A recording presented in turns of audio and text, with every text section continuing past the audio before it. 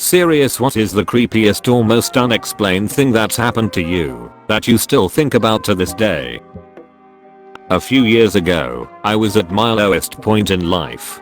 Several people close to me had passed away unexpectedly. I was being bullied every day at my job. My life was falling apart. I was past being depressed. I just couldn't imagine waking up another day. So I'd planned my suicide, bought a one-way plane ticket, got sleeping pills, and wrote a series of suicide notes. On the day I was to fly out to fulfill my plan, there was a terrible accident on the freeway to the airport. It was shut down both ways, so I drove into a nearby pub to have a beer and wait out the traffic. The second I sat on the patio with my drink, a gentleman asked if he could sit with me. Whatever, I thought, sure, who cares? He told me that whatever I was doing next was a terrible idea and I would regret it. I thought, who is this random fucker? But I listened. He said that he sensed I was in pain, but that I had an incredible life ahead of me, and that this was not the way my story was supposed to end. Again, I'd never met this guy in my life and hadn't mentioned a word to him about my plan. He asked me to hand him my keys and my wallet, and he'd give them back to me after I talked and he listened. I poured my heart out to this random guy, told him all my traumas and pains in life, and why I was heading to the airport on a one-way ticket to kill myself in a cemetery across the country where my family was buried. He just listened, and then he pulled out a lighter, asked me to pull out my suicide letters, and help me burn them. He told me I was worth so much to the world, and that after I finished my drink, I needed to head home and get some sleep. He told me I was going to be okay tomorrow, and I believed him. He then gave me my keys and wallet back. I left that afternoon and went home, hugged my family, got some sleep, and the next day, I started working on myself, finding a therapist, a new job. Years later, I'm in a fantastic place in life, so far from where I was that day. To this day, no one in my life knows how close I came to killing myself, but this random stranger just somehow understood me and saved my life. I never saw him again. I don't even know his name. It's the most unexplained thing that has ever happened to me, and I think about that guy every day. So, thank you, kind stranger, for saving my life that random September day on a pub patio. I don't know why I'm posting this, but maybe it is because you are perhaps one of the few people who will understand. I once had something similar happen to me. I had planned to jump off a bridge near where I live. I was dead set on killing myself. I was just out of energy and love. I had no more life to give, if that makes any sense. It was right before Christmas, and it was snowing. I stopped at a hotel near the bridge to mooch off their Wi-Fi to finish my suicide notes. I was just about done when my battery died. Fine. I checked into a room to charge my laptop. As I was waiting, I began to get hungry. I felt burdened by the hunger, more annoyed than anything, so I decided to get something to eat. This hotel was located in a small town, and the only restaurant was right next door. I was over, and there was a closed sign on the door, but the lights were on, and I could hear people inside, so I go in. A gray-haired man came out of the back and told me that him and the employees were having a Christmas party, but their chef could whip something up. I go into the main dining room and wait around a while before getting up to grab myself a beer. This big black guy comes out from the kitchen and asks me what I want to eat. I tell him that a burger and fries would do, or whatever is easiest for him. I go sit down in a booth and ponder what a big black guy's doing out in the middle of nowhere. The area we were in is pretty close-minded. Anyhow, he comes out from the kitchen with a burger, fries, another beer and one for himself. He promptly sits down and joins me. My thoughts for my suicide note are promptly pushed away as I become annoyed by his presence. He begins talking to me, telling me about his life. Just filling silence, you know. Then, he tells me that what I'm about to do is a big mistake. If I don't care about living, why not do exactly what made me happy? Why not do all of the things I had been meaning to do, but put off for work, for solving other people's problems? He said a lot of other things too, some of which felt like he knew me and felt a bit foreboding, but in a good way, like somehow he knew that I would overcome all this suffering and lead a good life. By the end of the conversation, I was too exhausted to finish my note. I decided to finish it in the morning. When I woke up, I decided to give myself 1 year. Just 1 year to try everything that man suggested. I decided to really truly do everything I could to be happy, to really give my all to doing the things I had been putting off. I decided to walk next door and see if I could find him, or at least leave him a note. When I walked in, no one knew what I was talking about. There was no Christmas party. No black guy had ever worked there, and they closed at 5 PM the evening before due to the weather. I walked away stunned, but I couldn't really say surprised. The whole evening seemed surreal. To this day, I have no idea who that man was. I only know that I owe him my life. The changes that I made that year after I met him eventually led to me meeting my husband and having my son. We stopped there on a summer road trip this past year, and I cried when I realized how close I came to ending my life. I can't imagine not knowing my husband or my son. I think of that man often, and I call him my angel. Frankly, I don't care if he is or not, but he will always be the angel that saved my life. I hope someday I can pass it on. To this day, there was a kid in my class that no one else remembers. I distinctly remember playing with this kid in kindergarten, and we were pretty much inseparable. About a month past Christmas break he disappeared. No one remembered him. Not the teachers or the others in my class. No one. I even asked the school counselor if he was okay, and she humored me by going through records to see if he'd transferred. She couldn't find a thing. I think about it at least once a month. I have something similar.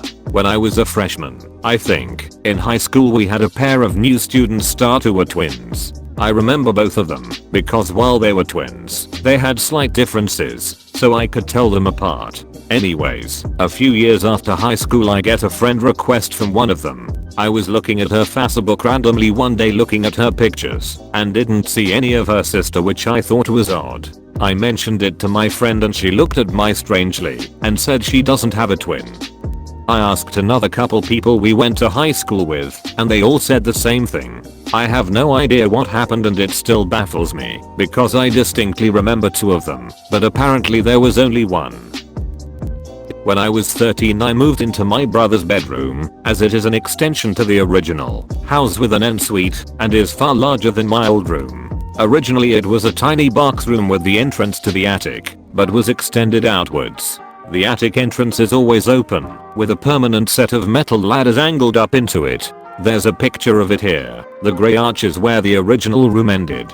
Within a few weeks of moving and I'd wake up in the middle of the night to see a figure staring down me with a white head like a skull and formless black body. It would slowly move down to the foot of my bed and stare me until I moved, at which point it would sink into the floor. Just sleep paralysis, right? And I'd begged to move into the room and had just got it set up, so I wasn't going to leave. I didn't really talk about it to anyone. It gradually became less frequent over time. 8 years after this my brother mentioned at a get together that he used to have a sleep paralysis demon when he lived in that room, a half joking, half freaked out way to other people when the topic of them came up. He described the exact same fucking thing. Neither of us mentioned it to anybody else at the time it was happening, so we have no explanation for us both experiencing the same thing. That is creepy AF. I would not be able to sleep in a room with an open attic like that. Driving home from work late one night I was followed, and it was weird. I left the hospital and turned off the main road to a bunch of side streets I would take. At one point I noticed a car behind me that made the same left turn as me. They sped up to get behind me. I thought nothing of it. Then I briefly thought about running to 7-Eleven to grab some food and turned on my ride signal. But I realized I had food at home, so I turned my signal off. The car behind me turned on their ride signal and turned it off as well, exactly as I had. At that point I got a bit spooked, so I turned my ride signal on, and they did as well. Instead, at the next intersection I turned left even though my ride signal was on. They did as well. They proceeded to follow me through a series of odd turns. Eventually I turned onto a cul-de-sac I knew about and figured I could turn around there and look at the driver to see who was following me. As I approached the end of the road they figured out what I was doing. They stopped and did a fast K-turn and sped off. It was weird. Still don't know who it was. If you suspect you're being followed in the future, make 4 in a row right hand turns, a square if you will. If the car behind you does the same, you're being followed and you should find a safe place to go. I used to work in a nursing home where I cared for dementia patients. Every patient on the hall I worked on would steal spoons from dinner to give to the kids because they like shiny things. It got to the point where once a week I'd have to go through everyone's room to take back the spoons. I asked the patients about the kids many times, but never got a good answer. I'd hear things like they just live here, or they stand outside in the snow and look in the windows, or they're my friends who visit. Wouldn't be so weird if they all didn't do it, but it was everyone, the ones who were still capable of speaking anyways. One time at 3 AM one of my patients started screaming, so I ran in her room and found her laying in bed, seemingly fine. I asked what was wrong, and she said, "That boy is here again and won't get out of my closet. I'm scared." Like me too. Delos, what the heck? I used to work in a nursing home through high school in the Midwest in a tiny ass town. I'll never forget the story of the night when 4 or 5 call lights went on one of our wings/halls, and every single one was to tell us something to the effect of the children came and rearranged the furniture. Sure enough, there were chairs pushed around even in rooms where the resident wasn't able to stand on their own. The creepiest one was the man who was seated on the toilet and has a chair pushed up against the door, who wasn't able to stand on his own and used a wheelchair plus someone to help him get up to it. There were more creepy stories I gained on night shift over 4 years, but that one was definitely scary even not being first-hand. My personal favorite first-hand experience was at various points throughout the night we heard a very distinct scream. My partner and I cleared all the rooms looking for someone in trouble, radioed the nurse and she didn't hear it at all. Later we were outside and heard it again, and she was inside and called us back in freaking out. A few hours later we had a resident go missing, and we found her in an empty room in the pitch black just staring at the wall. I was about 7 or 8, and I was at a housewarming party at my aunt and uncle's new house. It wasn't extravagant, it was a lower to middle class mobile home in South Carolina. Wasn't really a big party, just the family, some barbecue out back, red Solo cups, all boxes in the garage, and not even distributed to their proper rooms. The only things that were unpacked and where they should be was the furniture. So anyway, 2 of my cousins were there, and one of them had a friend over, and we were all playing together some made up fantasy game where we were pretending to be princesses or something. All of the adults were out back drinking, and I emphasize, there were only 4 people inside the house, me, my 2 cousins, and the friend.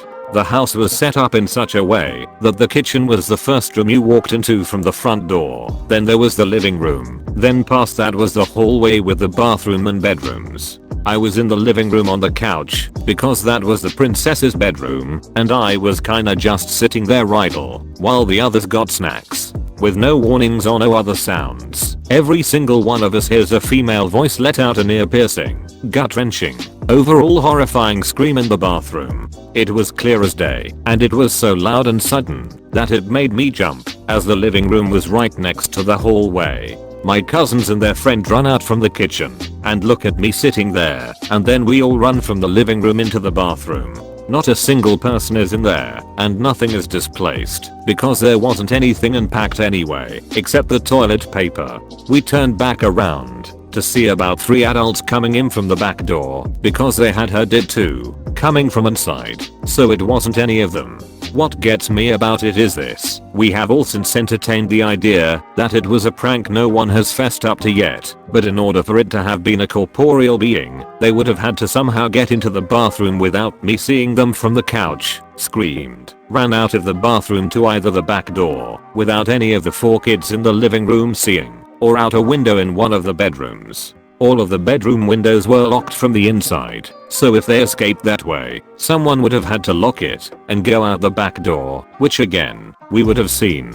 One of the creepiest things that's happened to me, and before you cry speaker hidden somewhere, that was one of the first things that my uncle checked for when he ran inside and was told by us that none of us had done it. Me and my cousins think it's either something supernatural or something that the adults did, and all of the adults that were there think that one of us screamed and lied about it because we were all in the bathroom when they came in. Either way, the mood at the party was killed really fast after that. Everyone was confused and a little on edge, and there wasn't any of that self-satisfied undertone that someone who just played a really good practical joke would have been showing. It was a pretty blood-curdling sound. Mobile homes are not well insulated against sound. Thin walls, thin floors. It was probably some sort of animal like a cat or maybe a fox that was actually under the bathroom. Mobile homes are usually elevated, either on blocks or some other lifting apparatus. It probably was living there before everyone moved in and probably got scared when you guys were making noise inside the house. It probably ran away after that. Best theory I can come up with. Driving from Northern California to Southern California through the middle of the night about a decade ago. I was tired, and the scenery along the freeway through the Central Valley isn't very interesting. I remember passing an old silo, looking at my car clock, and it was 3:17 in the morning. Drove some more, passed a power line, and it was 3:21. I blinked, shuffled in my seat, and passed that same old silo, and it was back to 3:17. I was in disbelief. I just stared at my clock for a few moments. Drove a little bit more, passed the same power line, 3:21.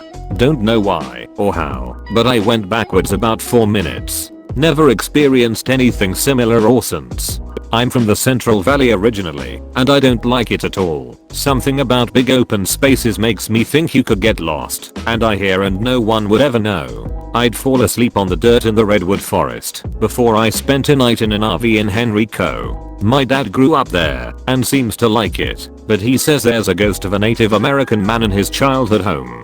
Used to see weird shadows when I lived in a different house there, but no interesting stories. IDKY, but this is by far my fat story here. I can only imagine my reaction if that happened to me. This reminds me of something that, apparently, of course, happened to a friend of mine and their sister a few years ago. They had to go from their town to another town to do whatever and then back. Ride there went fine, but on the way back about 15 minutes into the 30-minute journey they drove past an abandoned / creepy looking white house out in the middle of a field, then past a forested area, then the same house again, then more trees, then the house again, then trees, and it went on about half a dozen times, and they're both freaking out and she's in tears until they go through the same trees again and are right outside their town, skipping the last half of the physical distance of their journey. I had a recurring nightmare of a pitch black parasite sucking the life fit of me. Sometimes it waited for me in dark corners to go to bed. My cats always slept on my bed during that time. For me it was a very stressful time. I got an itch at the place of my chest where I dreamed the parasite was sucking my life out of me. I got sick and felt a pea-sized lump. I went to my doc and they ordered a biopsy of that lump. As it turned out I had male breast cancer at the age of 28. After I got well again the dream never came back, and my cats slept in their places again and not on my bed. The dream was creepy enough. What it made for me were my cats protecting me. Cats are remarkably in tune with human health. Many stories of cats in nursing homes spending time with someone right before they die. My own cat will never leave my side when I'm really sick. It's quite interesting. Wow. Your body was trying to tell you something was not right. So interesting. Thanks for watching. Hit the subscribe button and activate the notification bell for more videos. Also like the video if you enjoy it.